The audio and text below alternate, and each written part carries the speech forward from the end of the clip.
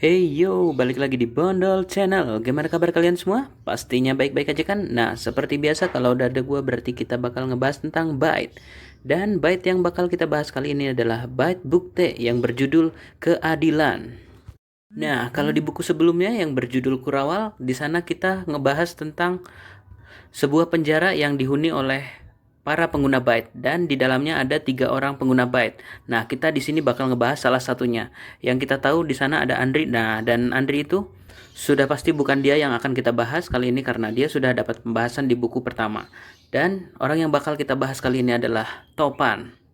Nah, di sini alur ceritanya bakal ngebahas mundur gimana bisa si Topan itu masuk ke dalam penjara. Jadi bakal ngebahas si Topan sebelum masuk ke penjara ya. Jadi si Topan ini dulunya adalah seorang pemuda gamer ya. Dia adalah seorang pemain game yang handal dalam game-game aksi. Dan si Topan ini mendapatkan kekuatan baitnya dari sebuah peraturan yang berada di dalam game itu.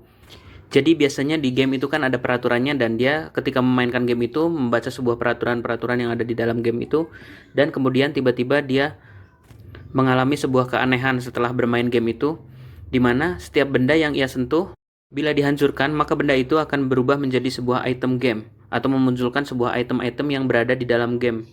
Seperti misalnya sebuah peningkatan kemampuan atau sebuah senjata atau mungkin sebuah jebakan. Ya, bisa dibilang kekuatan bait yang dimiliki oleh Topan ini bisa sangat menakjubkan. Tapi di sisi lain, si Topan ini juga harus berimprovisasi dengan kekuatannya karena setiap item-item yang dia keluarkan itu tidak sesuai atau tidak bisa dia kontrol. Jadi dia tidak tahu item apa yang akan keluar dari benda-benda yang dia hancurkan. Nah, di buku ini pun akan ditunjukkan bagaimana si Topan ini menggunakan kemampuannya untuk menangkap seorang jambret ya. Dan kemudian singkat cerita, si Topan ini pun diceritakan masuk ke dalam sebuah akademi militer dan dia berhasil bergabung dengan skuad Delta. Nah, disinilah awal mula alasan kenapa si Topan ini bisa ditangkap atau dipenjara di dalam Kurawal. Jadi di saat itu sedang terjadi sebuah demonstrasi besar di Kota Kembang ya, yang kemudian malah menjadi sebuah kericuhan yang dipicu oleh kebijakan yang diciptakan oleh Priambodo sebagai wali kota.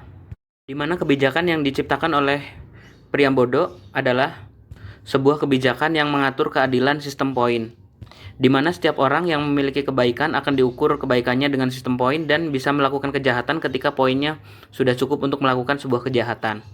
Dan kebijakan ini pun tentu saja banyak sekali orang yang menentang dan menjadi sebuah pertentangan besar dari masyarakat. Nah, disinilah skuad Delta yang kemudian ditugaskan untuk mengamankan situasi kota, di mana Priambodo memberikan perintah untuk melakukan kekerasan kepada setiap warga yang menentangnya. Skuad Delta yang mau tidak mau harus menuruti semua perintah dari pemerintah, tentu saja akan menurutinya. Namun ternyata di kemudian hari, skuad Delta justru dijadikan sebuah kambing hitam, disalahkan atas beberapa korban yang berjatuhan di demonstrasi kemarin. Dan akhirnya skuad Delta pun dipenjara, dan Topan dipisahkan dari penjara dari satu timnya.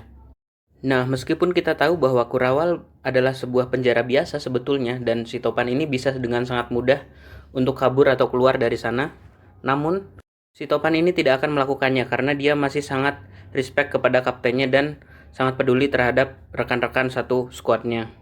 Dan kemudian latar cerita pun kembali ke saat ini, di mana di sini si Topan sudah berada di dalam penjara bersama dengan 2 orang pengguna bait lainnya dan tiba-tiba terjadilah sebuah gempa besar yang meruntuhkan sebagian dari bangunan penjara dan Kurawal.